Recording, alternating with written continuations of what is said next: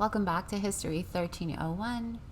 Today we are going to finish off our lecture on the American Revolution. If you recall, last time we met, we got up until the part where the colonists have now declared independence, and we talked about the long-term causes as well as the immediate ones that led to a whitening war. So today we are going to really start to focus more on the second phase of the war as well as the third. And so up until today, we've discussed what is really called like the first phase of the war, where it's really just, it's a lot of altercations, it's a lot of, drama and tension, but it's really not until the Declaration of Independence that we begin the second phase of the war.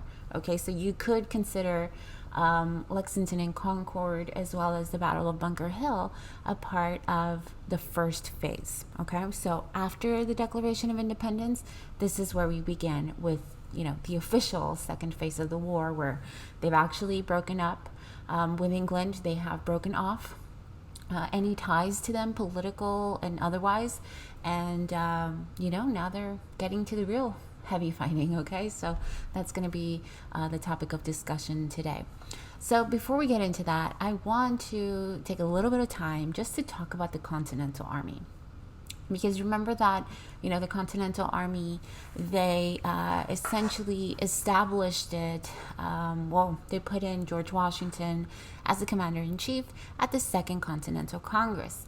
And so the Continental Army is really, it's a group of regular guys, average guys, that are willing to fight. And so they're going to answer the call to go to war with Britain. And, although they have intense determination and are really very willing to fight, the truth remains that, the Continental Army had very little equipment. They were severely undermanned. Most of the time they were hungry. They were unpaid. Recruitment is a huge problem. Because the truth is, most colonists, while they wanted freedom, not everybody was willing to fight for it. Okay, so that's like a whole other thing, giving up your life for it. So, the Continental Congress essentially had to figure out a way to, deal with this recruitment problem. And so they offered short enlistment terms. And what we're talking about here is 3 months. Okay. Now, if you know anything about today's military here in the United States, if you sign up for any branch, usually it's about 4 years. It's a 4-year commitment that you have to enlist for, right? And you can't just walk away. You can't just, show up to boot camp and say, oh, well, you know what, I changed my mind. I'd rather not do this. This isn't really my thing. This isn't JROTC. But that's a personal story anyways. Continental Congress has a huge problem with recruitment. Like I said, everybody's excited in the beginning. They want independence. Not everybody wants to fight. And so, how do you solve that problem? How do you make it worth their while? And so the Continental Congress is going to offer these very short enlistment terms, 3 months. They're also going to offer them, land in exchange for their service, because truthfully, they didn't have a lot of money, which is part of the reason why they are severely under-equipped and hungry. That's just one of the disadvantages that the Continental Army is going to have. The thing about them being hungry all the time, like I said, Continental Congress doesn't really have any money, because remember, the colonists don't like paying taxes, right? And where do you think money to pay for armies comes from? Taxes, right? And so this is one of those things that, as the war drags on, and even after independence and the United States is formed, one of the hard lessons here that they're going to learn is that the army costs money. Wars cost money. And then it's like, oh yeah, that's what the British were going on about with these taxes. But too late. So, the Continental Army is really going to be very heavily reliant on the colonists, the other colonists, to feed them, to help clothe them, basically just living off of the kindness of, surrounding farmers, and hoping that, they are in an area that is friendly to their cause. Because if, they happen to be in a loyalist part of the colonies, they're not going to get much sympathy or help. So think about that, right, as we continue. Like I said, after they declare independence, this is where we begin the second phase of the war. And, the second phase of the war is really just defeat after defeat.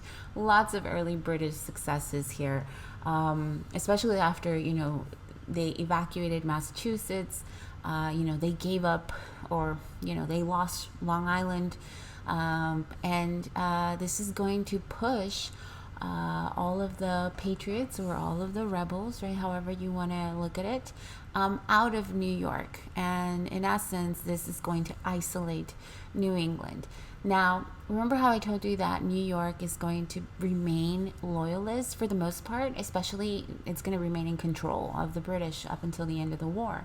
And so, in these early beginnings, like when they lost Long Island, this is another sort of situation where they think the British think that they are just like one battle away from defeating these colonists. Like it's like these pesky colonists, they won't go away, they won't stop. And the British are sort of hell-bent on ending this, right? Squashing them. They really are no competition for the British. And something interesting happens here at in Jamaica Pass in Long Island. The British actually get help from locals, because remember, it's like a loyalist area. And there was actually this like geographic kind of like, well, the Jamaica Pass, it's this little stretch of land that has a little, I don't know how to describe it, but anyway, so the British, what ended up happening is, with the help of locals, who knew the area pretty well, were able to essentially surround George Washington and his men, the Continental Army. And they got nowhere to go because, on the one side they have, I think it's the Hudson River. And then on the other side, it's like it's surrounded by the British. And, the kind of terror and fear that the colonists would feel, at the sight of these redcoats is truly something that, is worth reading about, because, it would make these guys really like drop their weapons and run for the hills. Again, not because they're cowards, but because these guys are the real deal. They are real soldiers. They are, career soldiers. They are very well trained. That's what they do. And so these colonists, they really don't stand much of a chance. And now, before the war actually gets started in Long Island, it's like, it's already ended. It's lost. The British send a message to Washington to surrender. And, like I said, it's like, this is it. They got nowhere to go, nothing to do. They are surrounded. And so the British basically tell Washington, we'll give you till tomorrow morning. It's all like very prim and proper. There's a lot of like etiquette involved in all of this, because they're gentlemen. Okay, there's like a specific, rigid way of fighting and engaging with the enemy. And so they decide, okay, well, we'll let you regroup your men, and we'll see you in the morning so you can officially surrender. And this is it. So the British go to their camp.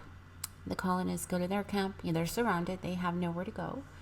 And they go to sleep, okay? But Washington doesn't go to sleep. Washington actually gets an idea. It's not, something that he's, proud of having to do. But if he's able to pull this off, it just might give them another chance to continue fighting. And so what ends up happening here in Long Island is Washington basically arranges for these very small boats to ferry the men out of Long Island. And so, one by one, these boats in the cover of night, while the British are sleeping just, a kilometer away, Washington, orders his men to get on their boats, on these little ferries, these little boats, and cross the Hudson. If I'm not mistaken, it's the Hudson, and into New York, one by one, all night long. Okay. And as the British woke up in the morning, fires are still burning. And, they're expecting for this to be over because they've surrounded Washington. They've already gave him word that he needs to surrender. He's got nowhere to go. I mean, this is it, right? It's in the bag. But Washington, he orders the men essentially to evacuate, right? Therefore, running away. And as the British realize what's happening, they get there just in time to see Washington get on the last boat and watch him say goodbye. And the British they can't believe it. Like, what is this guy doing? Like, that's cheating, right? You're not supposed to do that. You are supposed to stand and fight. You gave us your word, we captured you. And here we are, the British, right? So kind and so generous that we gave the enemy an opportunity to escape. And I mean, it's embarrassing. It's not something that they're proud of. It's bad for morale, but it works, which is really kind of foreshadowing, what Washington's strategy is going to be moving forward. They do not stand a chance against the British. Remember what happened in Bunker Hill? They ran out of ammunition, right? As soon as this thing is started, they were already captured. There's a lot of problems as well with discipline, with the Continental Army, which we'll get to in a minute.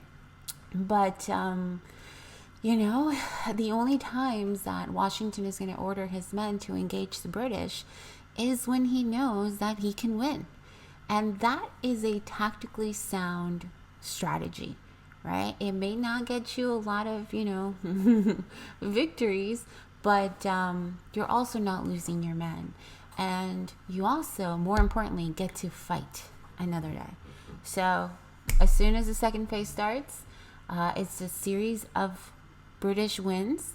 The British have now finally, managed to get all of those rebel rousers out of New York, and now they have control over Boston as well. So things are going well for the British. And come that winter, right, by the time we get to December 1776, because remember, July 1776, they just declared independence. The Long Island, Jamaica passing, that's in July. Like, they're just starting. And it's victory after victory for the British. Very, very bad. It's going terrible for the Continental Army and Washington. And come December of 1776, Washington is looking around, and I mean, things are bad. I mean, he can't believe it, because recruitment has been so bad, in part because it's loss after loss. They lost New York. It's completely demoralizing. And Washington realizes, come December, that he needs a victory. He needs something, because most of his soldiers are only enlisted through to the end of the year of 1776. So in other words, come January 1st, their enlistment is done. And chances are they're not going to want to re-enlist, because they've been doing nothing but losing. Prospects are not looking up. The men are demoralized. So Washington needs a win. He needs something to re-energize them and get them excited about the war. It's not going well. So what does he plan on doing? Well, this is where the whole crossing of the Delaware comes in. You might have seen that painting, right, of Washington on a boat, looking very, like a general, and he's crossing this like icy river. This essentially is portraying the crossing of the Delaware. Okay, Now, this is Christmas, okay, 1776. Like I said, things are really bad. Washington is desperate for a victory. And so he hatches a plan that on Christmas night, 1776, his army is going to cross the Delaware River, which is not easy because it's essentially like ice, right? Like big chunky ice. And in doing so, he would then surprise the British in Trenton, and which is actually being held by 1,500 Hessian mercenaries. So that's another like key term that you should know is like, who are the Hessians? Remember, they are German paid mercenaries, right? They're soldiers for hire who King George paid to essentially squash this little rebellion. He's crossing the Delaware. It takes hours to do it in the freezing night. But when they make it across into Trenton, they catch these Hessians by surprise, and in essence, capture this little town of Trenton. Now, what's the big whoop, right? Like, so what? Why does this matter? Why is the crossing the Delaware important? Why is capturing Trenton important? Well, in reality, Trenton is not of any kind of, strategic value, okay? It has very little strategic value, which is why the British let it go. To them, it doesn't matter. So what? You took Trenton. Who cares, right? But this is hugely important. Crossing of the Delaware and surprising these British on the other side and taking Trenton means everything to Washington. This is that Hail Mary pass that he needed because it's going to boost morale. It's going to re-energize the revolution. It's going to get the men excited again about, wanting to fight because they got a victory. Finally, they got a win. And he's ensuring essentially that come January 1st, these men are going to re-enlist and the war may continue. They can continue to fight. And although Trenton holds very little strategic value, it's hugely important for the American Revolutionary cause, okay? So, let's talk about the Battle of Saratoga, okay?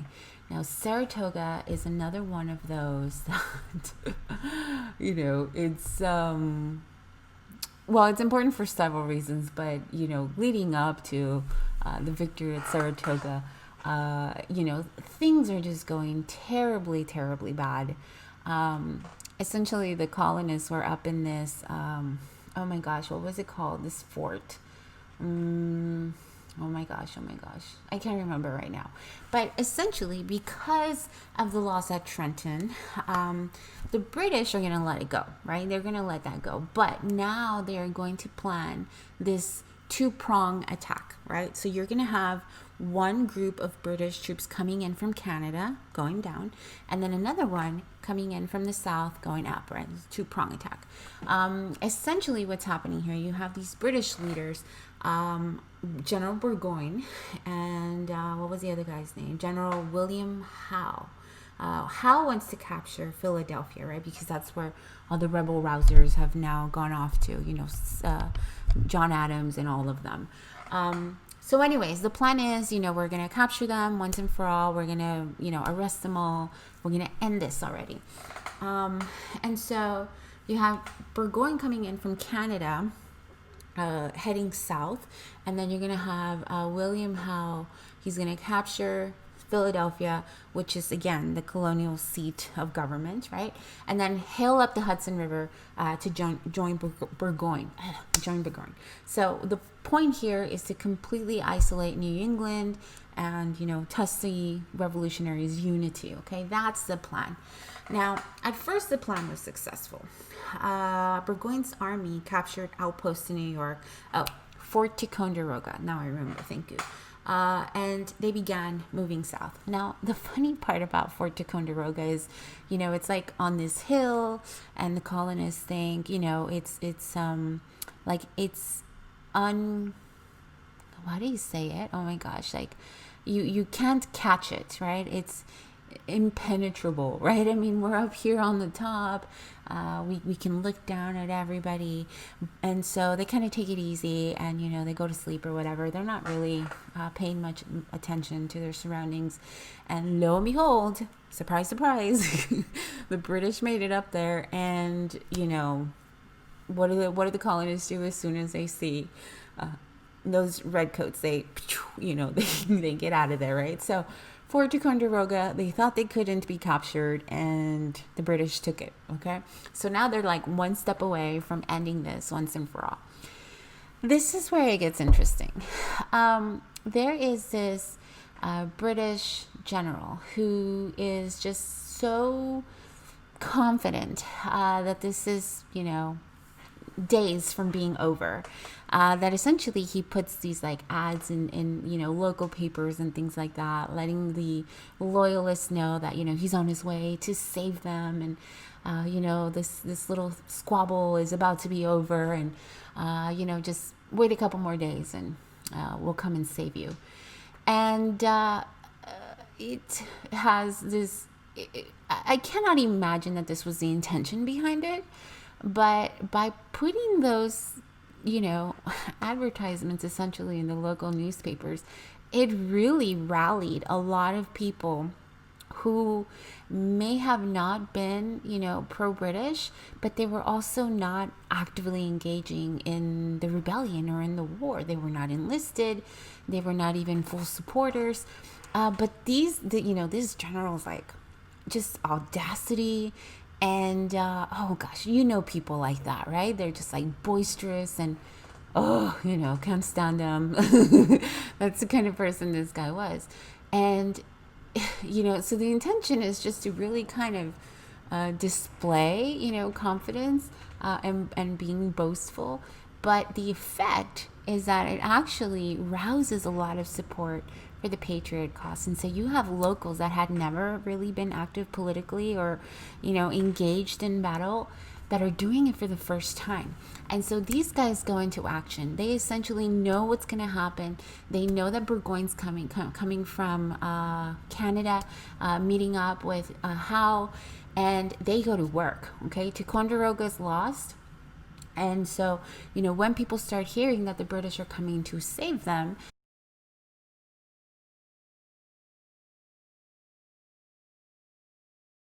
that's why Saratoga becomes a victory for the American colonists, because they essentially lost Ticonderoga. They're one step away from failure already.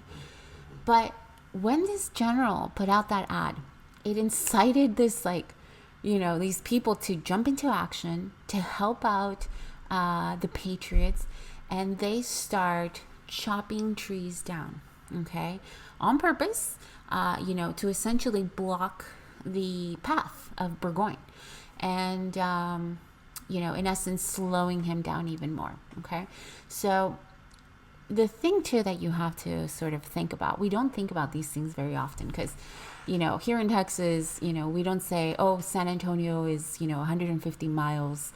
We say it's about an hour and a half away. Right? Houston's about 5 hours or 6 hours, depending on whether you go through 59 or you go through I-10.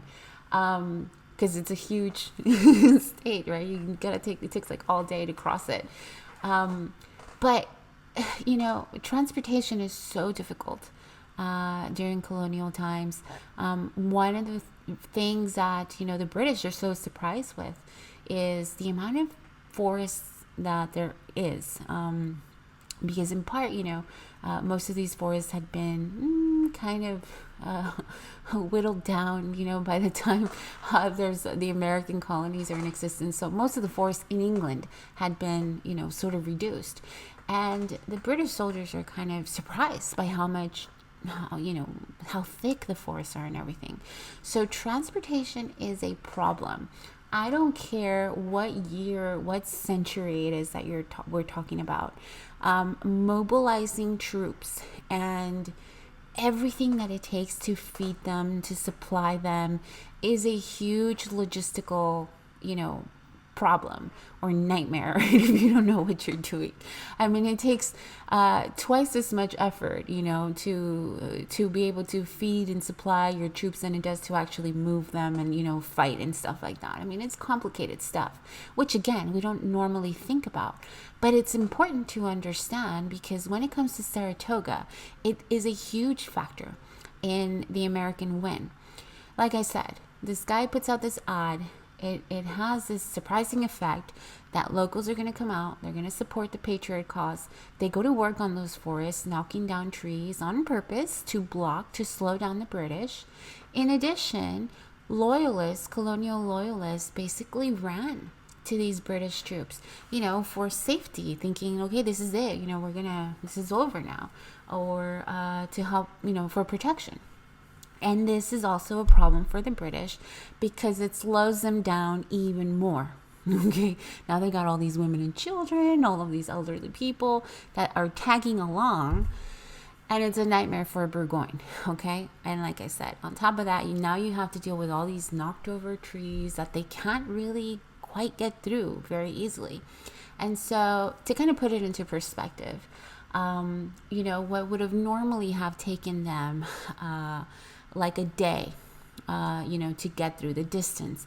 Now it's taking them like a week, okay? Because remember, they got horses, they got, wagons and things like that, like buggies. And now they got to chop down these trees, and they got all these other people. And now it's going to take more food and more time, more supplies. It's a nightmare. And this is how the locals, the Continental Army, is able to essentially capture a sizable British army here. Okay, now it's not only important that you understand why Saratoga is important. I think it's also important that you understand how Saratoga came to be, right? They're supposed to do this two-prong attack. It fails miserably. Although, it has its initial win when they take Fort Ticonderoga. But when the locals really, sprinted into action here, it slowed down the British. The loyalists that also tagged along with the British slowed them down even more. And this gave the Continental Army an opportunity to capture Burgoyne's men. And this is it. Okay, this is where everything changes, because that win at Saratoga proved two things. Number one, that the Patriots could, in fact, defeat a sizable army. Okay, and number two, if the British are going to win this, it's not going to be, in one battle. It's not going to be in 1 week. It's not going to be in a month. It's going to be long, and it's going to be expensive. And the other reason why this is so important, this battle, this victory at Saratoga for the colonists, is what convinces the French to join in. Remember, okay, let's think way back to the French and Indian War, when we first started all of this, right? I told you, it all starts with the French and Indian War. When the French are kicked out, right, I mean, they're pissed, but they're not going to jump in right away. Okay. When the colonists declare independence, they're thrilled. They're beyond giddy. But they're not going to jump in right away, because if they lose, if they back the wrong horse here, then France looks bad on the world stage. So, at the Battle of Saratoga, the colonists finally win. This convinces the French to join, okay, for two reasons. Number one, they want to weaken the British Empire, right? Like I said, they love the fact that these colonists, right, are just, giving the British a run for their money. But the other thing, too, is they want to regain access to the New World trading posts that they lost after the French and Indian War. Okay, so that's two reasons why they want to join. But it's even more important, the consequences of that French alliance, okay? Number one, because when the French join, what do the colonists get? They get French money, they get French troops, They get the French Navy. They get the Marquis de Lafayette. And also, this is also going to be a huge thing because now the British are going to have an even more difficult time in fighting this war. It is going to divide the British efforts because they're no longer going to be just fighting the colonists over here. They're also going to be fighting the French and the Spanish everywhere. Okay? Like it's like a little world war, so to speak. Okay? So, lots of stuff going on with Saratoga. I'm not going to ask you on the test, like, what was General Burgoyne's plan or whatever, or how was he captured? I mean, but you do need to understand why it's important and what are the consequences of that, right? More importantly, that French alliance, that French Navy is everything. Okay, so now that we've, a new player has entered the game, we need to talk about the third phase of the war, okay? Because this is what defines the third phase of the war, when the French join the fight. So before we get into, some of the fighting and stuff like that, I want you to think about certain things. Saratoga, the French alliance, colonial morale, okay? Great for Great Britain, it's costing a lot of money, right? They thought that this was going to be over at Bunker Hill. It wasn't. And again, wars cost money, lots of money and lots of troops. And so Britain has a bit of a problem because they need to raise taxes. And the people in Britain are not happy, okay? They're not happy at all. They want this war to end already. They don't want to hear about it anymore. They want the British government to make peace with the colonists. And so Britain tries to do just that.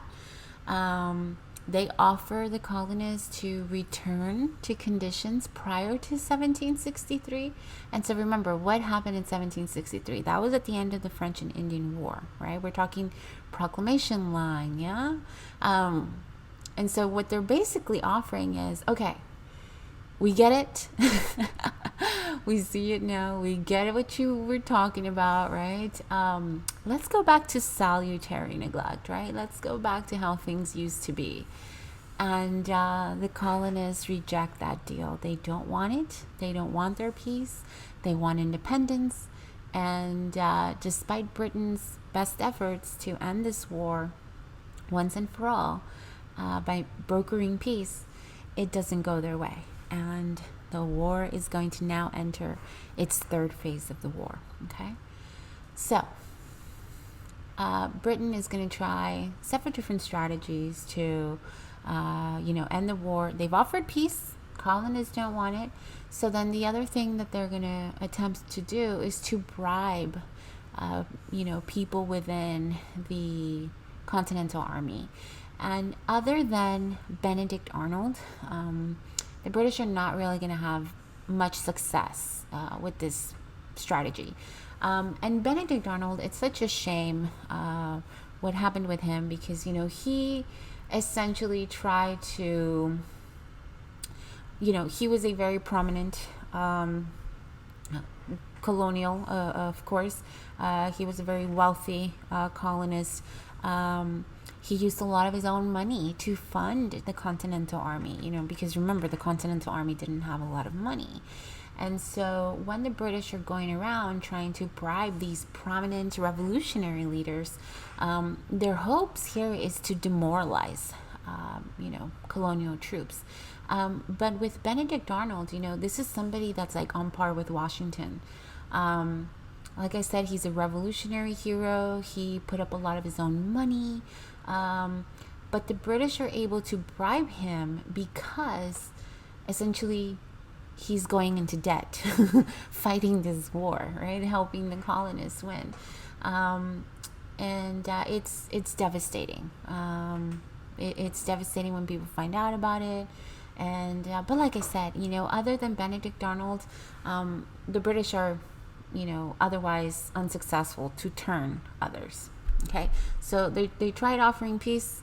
They tried bribing prominent British revolutionary leaders. That didn't really work, other for Benedict Arnold. And so then the strategy here for the British is to shift their focus south, okay? Because they believe that there were many loyalists in the South, and they want to exploit that perceived advantage, okay? In the South, there's also, more resources that they could use, and they could also prevent revolutionaries from getting their hands on it if they, shift the fighting to the South. So what's going to happen here? Well, first of all, the British are kind of misinformed and really severely miscalculated how many loyalists are in the South. But it's really going to turn ugly in the South, because it's dangerous to claim loyalty in the South. There's a lot of violence between families. There's a lot of families that are divided, like Benjamin Franklin and his son William, for example. There's a lot of squabbles. There's a lot of local fighting over being a loyalist or being a patriot. And the Patriots, they treated known loyalists so badly. They humiliated them. They stole their food.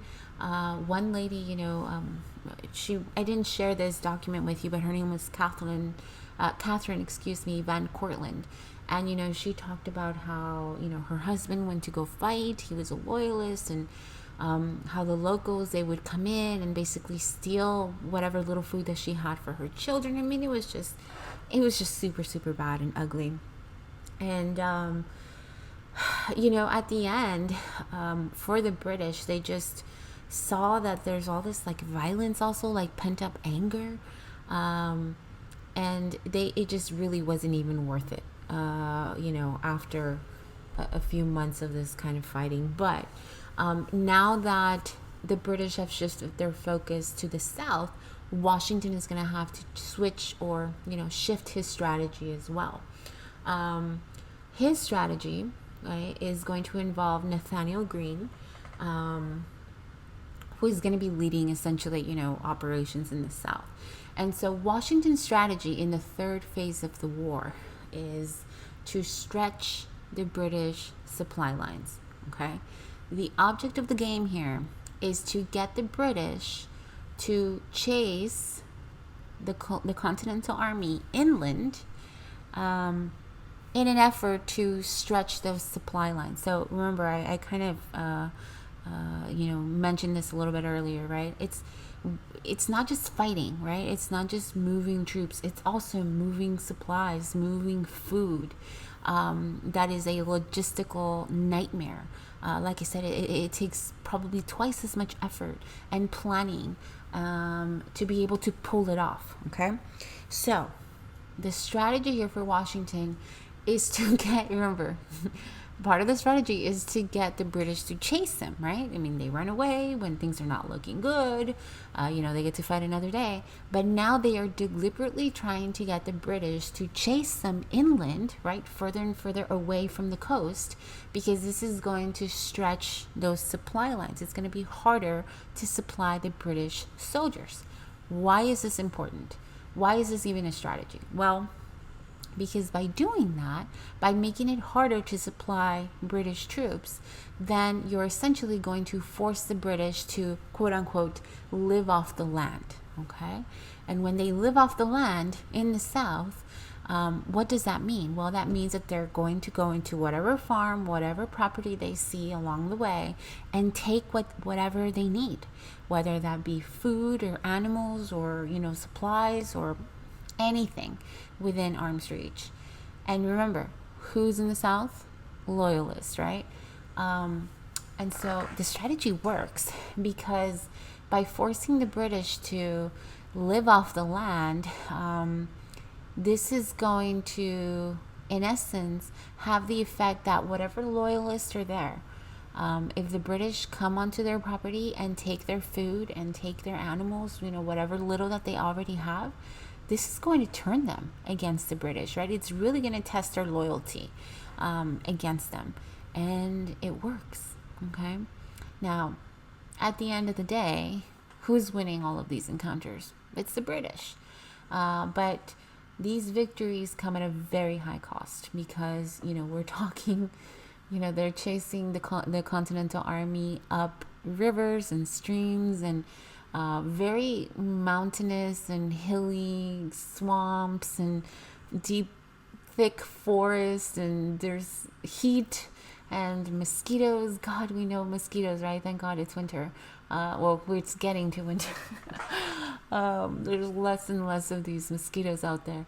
But again, diseases, exhaustion, and Washington is relentless. He just doesn't let up. I mean, he tells them, get them to chase you, and they go up these, like little hills and down, and it kind of reminds me a little bit about like with Vietnam and stuff like that, how the locals are just, obviously they're experts, right? Because they're locals. They know the terrain. They know the advantages.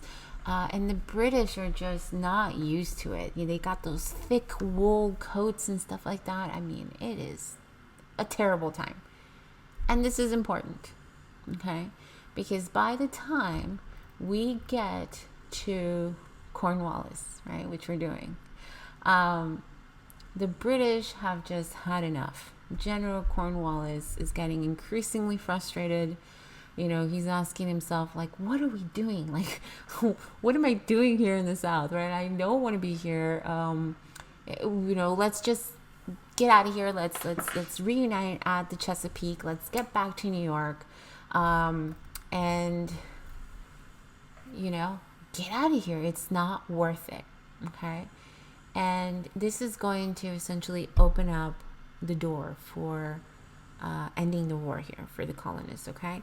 Because in the meantime, the French have been forcing the British to retreat to New York, and Cornwallis is going to get stranded at Yorktown, okay? As Cornwallis is retreating, he's heading back up to Yorktown. He's going to go to the Chesapeake River. You know where the Chesapeake River is because you did that quiz for me. And hoping to reunite with the British Navy, who's going to pick him up, take him back to New York, and he's going to get the heck out of the South, okay? But it doesn't quite work out that way because the Continental Army finds out what his plans are, and they're essentially going to engage into a fight at Yorktown. Washington is going to move in. He's going to combine forces and attack essentially until Cornwallis surrenders. And this is why it's important, okay? As Cornwallis is waiting for the British Navy to come scoop him up and take him back to New York, guess who shows up first? Guess. The French Navy, right? Remember, we didn't have a navy, okay? We had a couple boats and things like that. But I mean, come on, we're going up against the most powerful navy in the world. And this is why I keep telling you, like, every step of the way, it's like, oh my God, we were like one bad battle away from not even having an independence, not even having the revolution that, we celebrate every year, that independence. And without that French Navy, without the French Navy arriving before the British Navy gets there, this doesn't happen, okay? Cornwallis officially surrenders on October 19th, 1781, after 6 long years of fighting. Cornwallis turns over his sword to Washington. Well, not technically. I mean, technically, yes, but not directly because, this is the kind of guy that Cornwallis was, right? He thought that Washington was beneath him. And so he doesn't hand his sword over to Washington. He gives it to his aide to give it to Washington's aide. But it makes no difference. Washington could care less. because that's it. He surrendered and it's over. Now, some of the fighting will continue, for a couple more weeks and things like that, but this is the official surrender, ladies and gentlemen. And on October 19th, 1781, the American Revolution comes to an end, okay? And now we got to make a peace, because you cannot have an end to a war without an actual treaty, okay? Now, the Treaty of Paris, you have several people there, notable guys. Benjamin Franklin, John Jay, John Adams. This treaty is going to be one of the most, favorable to the United States. Very, very favorable to the Americans. It's one of the best treaties ever. Right? And they are about 5 major parts in the treaty, in the Paris Treaty of 1783. For one, first thing it guarantees is American independence, okay? So that's important. Number 2, American expansion west of the Mississippi River and north to the Great Lakes, right? Which is a much greater area than the Americans had anticipated or had even started to settle. Number 3, freedom of all parties to travel the Mississippi River. We'll get to that later on in the semester. Number 4, Spanish control of Florida. And number 5, no lawful impediment placed on British merchants seeking to recoup debts from America. So something that we'll talk about later as well. But that's what the Treaty of Paris did. It guaranteed independence. American expansion, right, west of the Mississippi River. Freedom of all parties to use the Mississippi River, which again is important. We'll talk about it more later. Spanish control of Florida. And, it's going to have this huge, huge, huge impact on politics, because the arguments, in the Declaration of Independence, right, this idea that all men are created equal and they have these natural rights to life, liberty, property, served as the ideological model for other revolutions in France, in Central and South America. And it's really kind of ironic, right? And again, we'll talk about this in the next chapter, but, with the French Revolution, these guys that come and they fight over here, the Marquis de Lafayette, he's a true believer. He is like, he's down with the with the ideas of natural rights and self-determination. And when they go back home, right after the war is over, France has some problems, in part because they go into debt, helping the Americans win, fight the British. And they have an economic crisis, So the French Revolution really kind of started out being about bread. And, those revolutionary ideals that the colonists fought for, and the French believed in, right? They believed in the cause, are going to serve as the ideological foundation for the French Revolution over there, which gets really crazy really quick.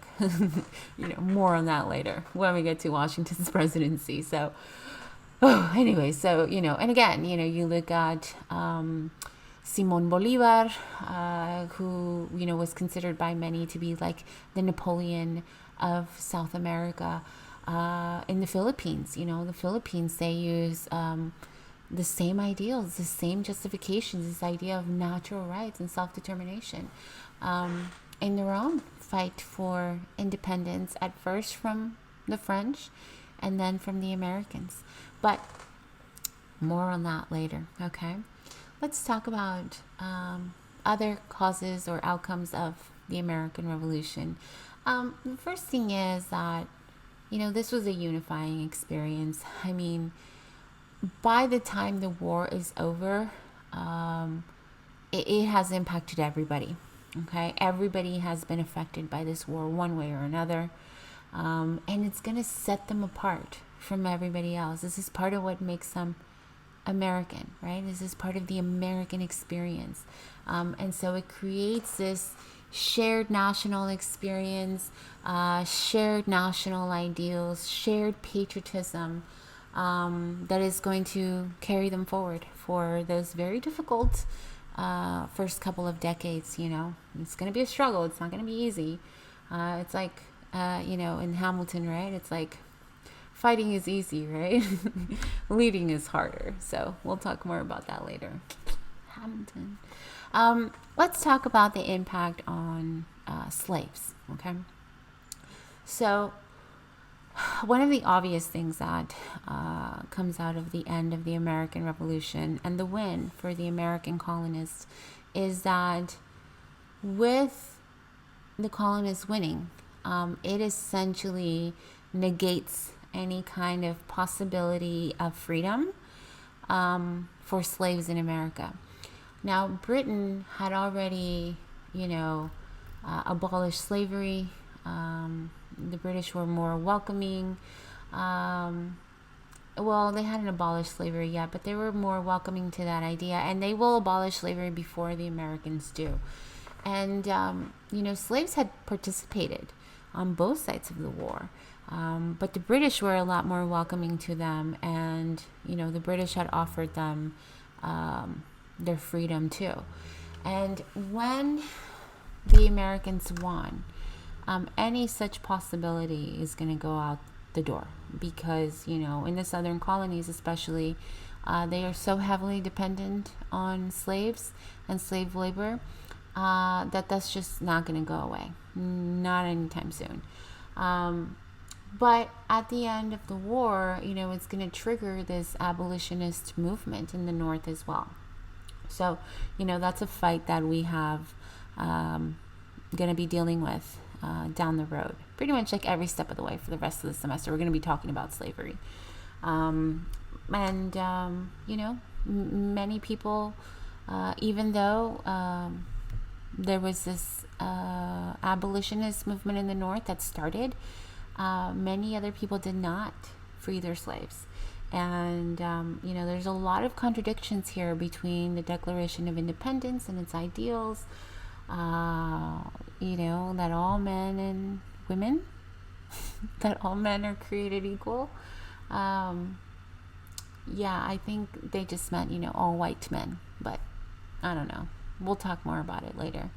So this is going to be a problem, right? It's going to impact slaves. They thought, if the British win, maybe they would get their freedom. Chances were good.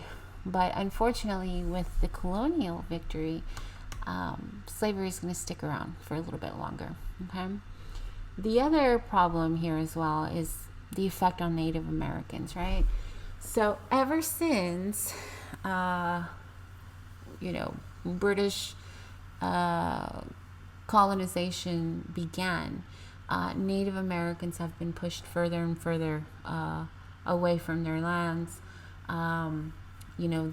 They're going to continue to suffer encroachment as well. They are going to continue to see more fighting, more violence, a continued, trend of decimation of their populations and their way of life. And again, this is a problem that's going to continue. And in some ways, I look at the Native Americans as kind of like the biggest losers in all of this, because yes, the American colonists won, but what does that mean for the Native Americans? It's going to mean that the Americans now are going to continue to expand.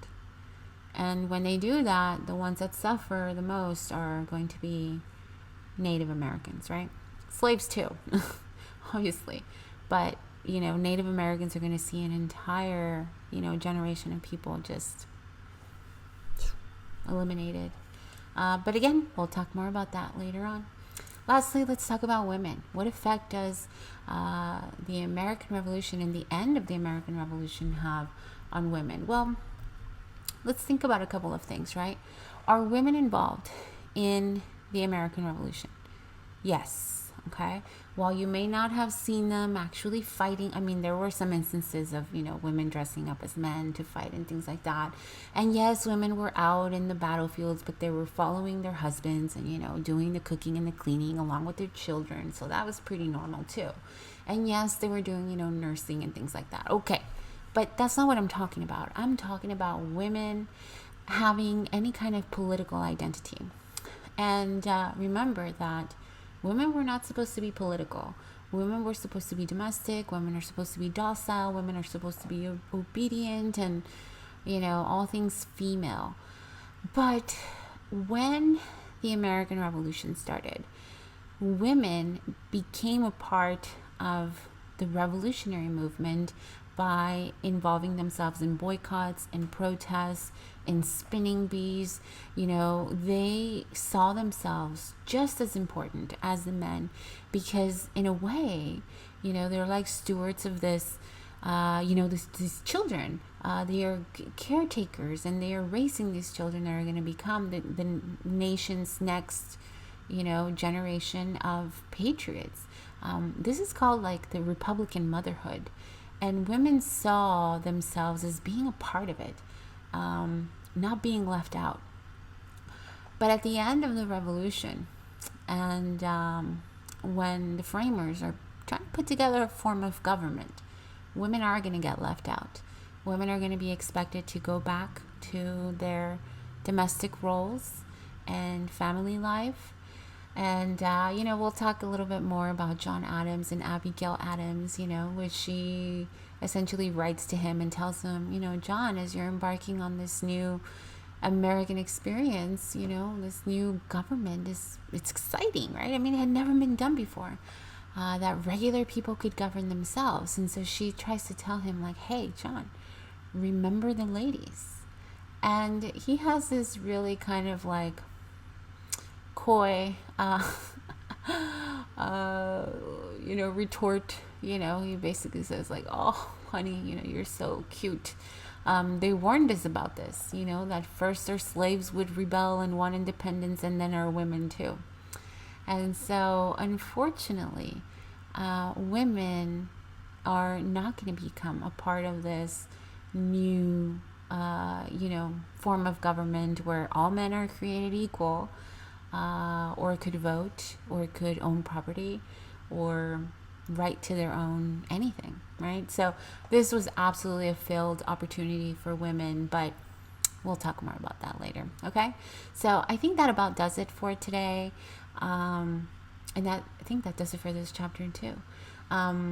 If you have any questions, please reach out. Don't forget that I have my office hours.